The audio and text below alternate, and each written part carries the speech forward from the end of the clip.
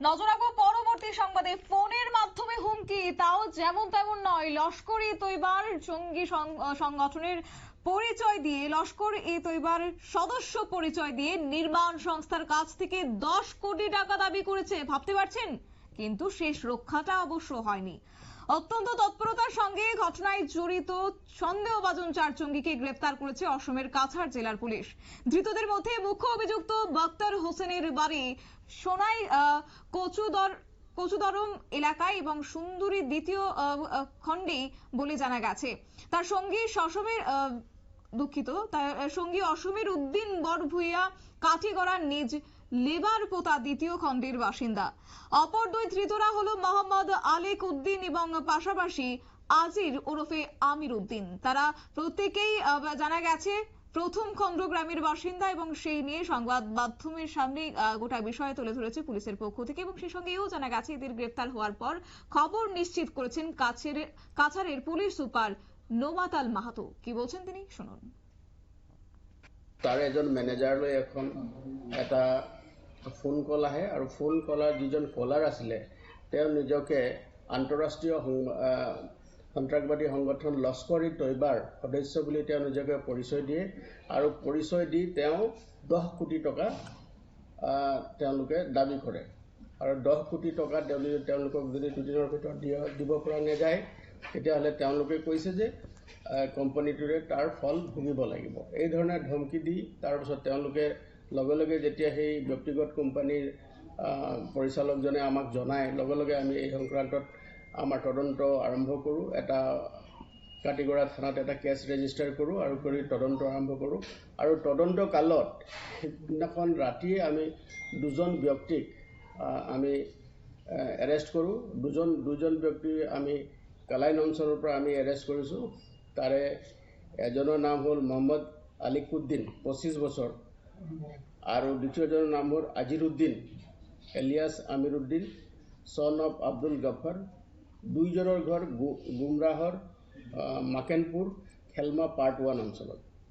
দুইজনকে আমি এৰেষ্ট কৰোঁ আৰু এৰেষ্ট কৰাৰ পাছত যেতিয়া আমি তেওঁলোকক আমি জোৰ তদন্ত চলাওঁ আৰু ইণ্টাৰগেশ্যন কৰোঁ সেই কালত আৰু তাৰ লগতে আমাৰ যি টেকনিক্যাল এনালাইচিছ আছে টেকনিক্যাল এনালাইচিছ কৰাৰ পাছত আমি দুজন ব্যক্তিক যিজন প্ৰধান অভিযুক্ত ইয়াৰ আৰু যিজনে ফোন কল কৰি ৰেনচম ডিমাণ্ড কৰিছিলে তেওঁৰ নাম হ'ল Bakhtar Hussain son of Tasir Ali Sundari part 2 কচুদৰম।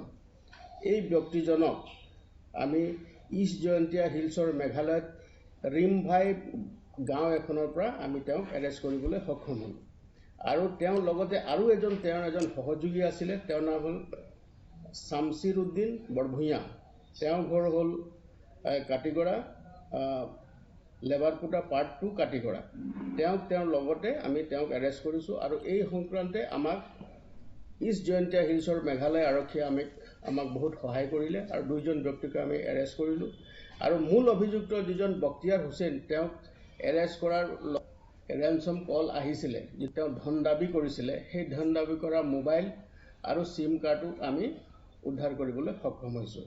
আৰু বৰ্তমানলৈকে এই যিটো ঘটনা এই ঘটনাতে এৰেষ্ট কৰিছোঁ আৰু 4জন ব্যক্তিক আমি মাননীয় আদালতলৈ আমি প্ৰেৰণ কৰিছোঁ।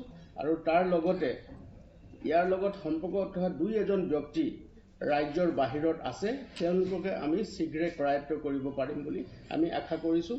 আৰু আমি সোনকালেই এই সংক্ৰান্তে এই যিটো মোকৰ্দমা আমি ৰুজু কৰিছোঁ মোকৰ্দমাৰ যি আমি চূড়ান্ত প্ৰতি পায় তাৰ কাৰণে আমি চেষ্টা কৰিছোঁ।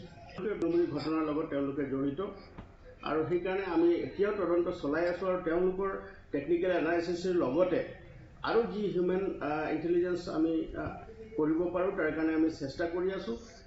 তেওঁলোকৰ যদি আমি কোনো ধৰণৰ তথ্য আমি লাভ কৰোঁ এই সংক্ৰান্তে আৰু তেওঁলোকৰ ওপৰতে মানে কঠোৰতম আপনারা শুনলেন কাছাড়ের পুলিশ সুপার নোমাল মাহাতোর বক্তব্য। অবশ্য আরো একবার অভিযুক্তদের নাম জানিয়ে রাখছে। বাক্তার হোসেন, তার বাড়ি সোনাই কচুদরম এলাকার সুন্দরী দ্বিতীয় খণ্ডে বলে জানা গেছে। অন্যদিকে তার যে সঙ্গী শামসির উদ্দিন বড়ভুইয়া কাটিগড়া নিজ লেবার পোতা দ্বিতীয় খণ্ডের বাসিন্দা এবং অপর দুই ধৃতরা হলো মোহাম্মদ আলেক উদ্দিন এবং আজির ওরফে আমির উদ্দিন।